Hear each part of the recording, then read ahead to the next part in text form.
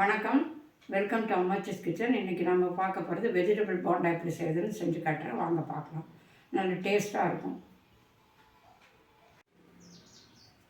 Vegetable bonda செய்கிறதுக்கு தேவையான பொருட்களை பார்க்கலாம் வாங்க. முதல்ல இந்த மாதிரி ஒரு வெறும் பாத்திரத்தை எடுத்து வச்சுங்க. அதில் கருவேப்பிலை, பொடியை நறுக்குனது, கொத்தமல்லி, இஞ்சி, பச்சை மிளகாய்,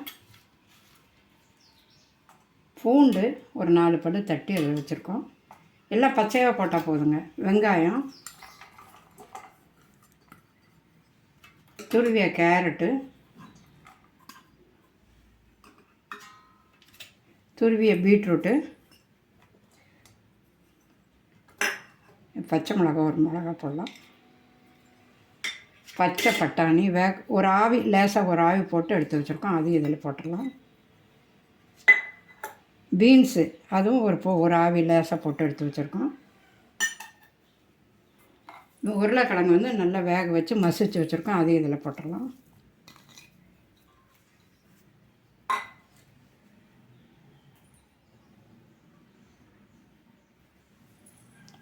மிளகாத்தூள் கொஞ்சம் போட்டுக்கலாம். ஏன்னா மிளகா போட்டிருக்கேன் ஏற்கனவே, அதனால் மிளகாத்தூள் கொஞ்சம் மஞ்சத்தூள் கலர் கொடுக்கறதுக்காக. அப்புறம் இதுக்கு தேவையான அளவு சால்ட்டு,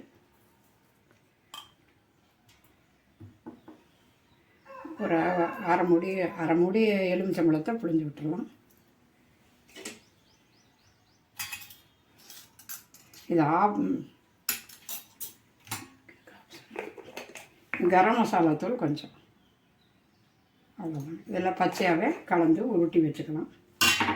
அப்புறம் அந்த மாவு எப்படி ரெடி பண்ணுறதுன்ற காட்டுறேன். இந்த மாதிரி எல்லாத்தையும் ஒன்றா போட்டு உப்புலேருந்து எல்லாம் போட்டு இதில் பச்சை மிளகாய், கொத்தமல்லி, புதினா எல்லாமே போட்டிருக்காங்க. இப்படி சின்ன சின்ன உருண்டைங்களாக உருட்டி இந்த தட்டில் வச்சுக்கலாம். அதுக்கப்புறம் மாவு எப்படி ரெடி பண்ணுறதுன்ட்டு காட்டுறேன்.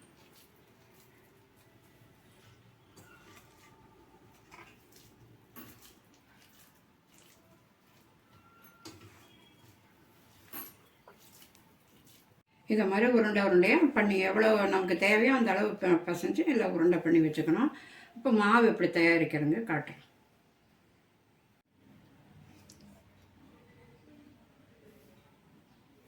கடலை மாவு இதெல்லாம் ஒன்று போட்டுக்கலாங்க. கோபுர மாவு போட்டுக்கலாம்.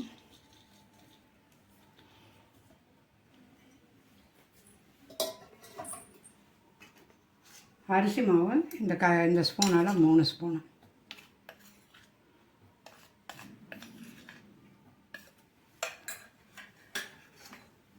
கொஞ்சம் காரத்துக்காக லைட்டாக மிளகாத்தூள், கொஞ்சம் ஆப்பசோடா தள்ளி போட்டு, சால்ட்டு,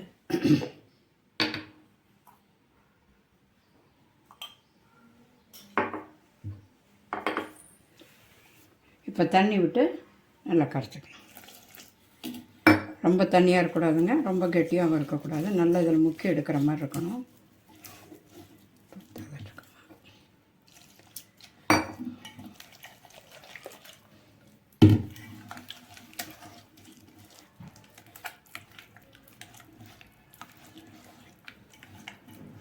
மாவு இந்த பதத்துக்கு கரைச்சி வச்சுக்கணுங்க. கொஞ்சம் கெட்டியாகவும் இருக்கணும், தண்ணியாகவும் இருக்கக்கூடாது, கெட்டியாகவும் இருக்கக்கூடாது, மீடியமாக இருக்கணும். இதுக்கப்புறம் வடை சட்டி வச்சு எண்ணெய் வச்சு ஒன்று நினச்சி உள்ள எண்ணெயில் போட வேண்டியது.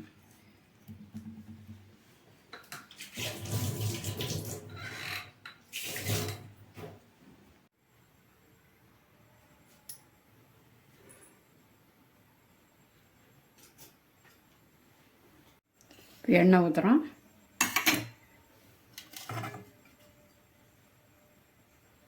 எண்ணெய் நல்லா காயட்டுங்க. இது கொஞ்சம் எண்ணெய் தான் ஆகும், இன்னும் நல்லா டேஸ்ட்டாக இருக்கும். காயட்டும் நல்லா எண்ணெய் இப்போ நல்லா காய்ஞ்சிடுச்சுங்க. ஒன்று அப்படி ஊட்டி போடலாம்.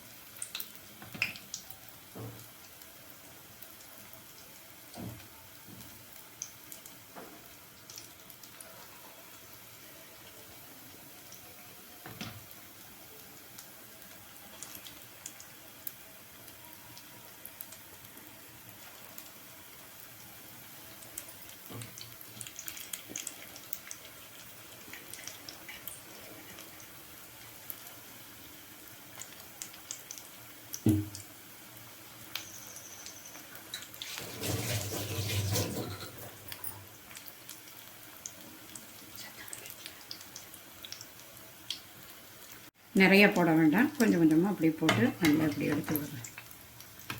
நகர்த்தி விட்டிங்கன்னா அது தன்னால் நடந்துடும்.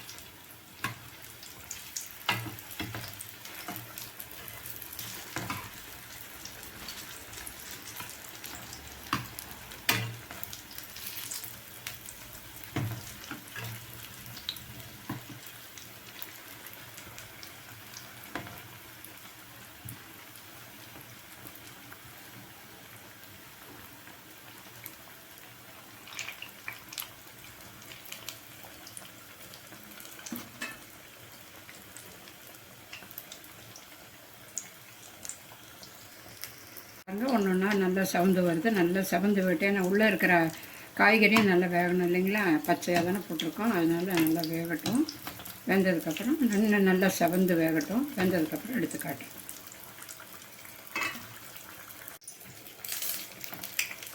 இப்போ பாருங்கள், நல்லா எல்லாம் செவந்து வந்திருக்கு. செவந்ததுக்கப்புறம் அடுப்பு சிம்மில் வச்சுக்கோங்க. இதை ஒன்று ஒன்றா எடுத்துடலாம். வடிகட்டி மாதிரி இருக்கிற போட்டு வச்சுட்டிங்கன்னா அதில் இருக்க எண்ணெயெல்லாம் வடிஞ்சிடும். இந்த மாதிரி செவந்து வேகணுங்க, அப்போ தான் நல்லாயிருக்கும்.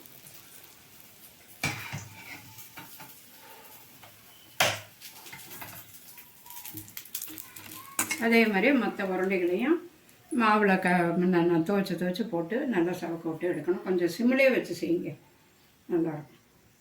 இப்போ வெஜிடபிள் போண்டா ரெடி ஆகிடுச்சுங்க. சாப்பிட்டு பாருங்கள், எப்படி இருக்குங்கிறத சாப்பிட்டு பார்த்து சப்ஸ்கிரைப் பண்ணுங்கள். நன்றி, வணக்கம்.